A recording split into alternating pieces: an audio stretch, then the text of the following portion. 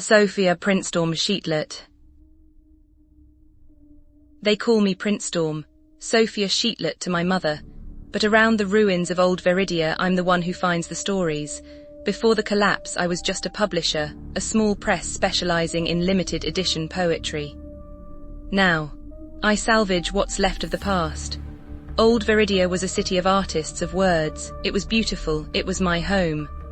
Now it's a ghost, choked with dust and whispered memories. I run Echo Press out of a salvaged transport truck, printing pamphlets and short stories from recovered data chips.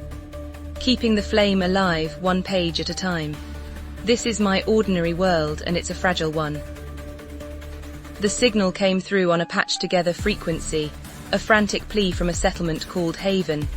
They claim to have found a cache of pre-collapse novels, hundreds of them intact, untouched.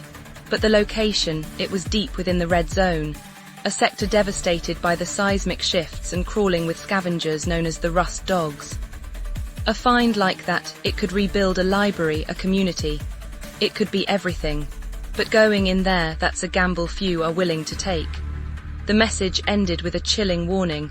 They're protecting something more than books. I've always been a pragmatist, a businesswoman. Risk assessment is in my blood. But this wasn't about profit. This was about preserving history, about giving people back a piece of themselves.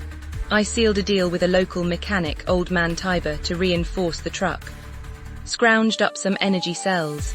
Assembled a small team. Kai, a former security specialist with a haunted past, and Ren, a tech whiz who can coax life out of dead circuits. We were going into the red zone. There was no turning back. Echo Press was on a rescue mission. The red zone lived up to its name. Buildings twisted into grotesque shapes, coated in rust and grime. The air tasted of metal and decay. We navigated through the skeletal remains of the city, dodging patrols of rust dogs, ruthless scavengers who took what they wanted and didn't hesitate to use force. Along the way, we met Elias, an old historian who had been living in the ruins for years, meticulously cataloguing salvaged artifacts. He warned us about the Collector, the leader of the Rust Dogs, a fanatic who believed the pre-collapse world was corrupt and sought to destroy any remnants of it. Elias joined our team, his knowledge proving invaluable. But the Collector was always a step behind us, his presence a chilling weight in the ruins. We found Haven, or what was left of it. The settlement wasn't a haven at all, but a fortified bunker built around a collapsed library. And the books, they weren't just stored, they were guarded by automated defense systems, reactivated by the Collector. As we tried to disable the systems, we discovered the Collector wasn't just destroying knowledge. He was searching for something within the books, a hidden code, a lost technology. A tech capable of rebuilding old Veridia or weaponizing its power. That was what he really wanted, and the books were just a means to an end. We tried to access the library's core systems, hoping to override the Collector's control. But he anticipated us. He deployed a wave of rust dogs, overwhelming our defenses. Ren was injured, and we were forced to retreat, leaving the library behind. It was a disaster.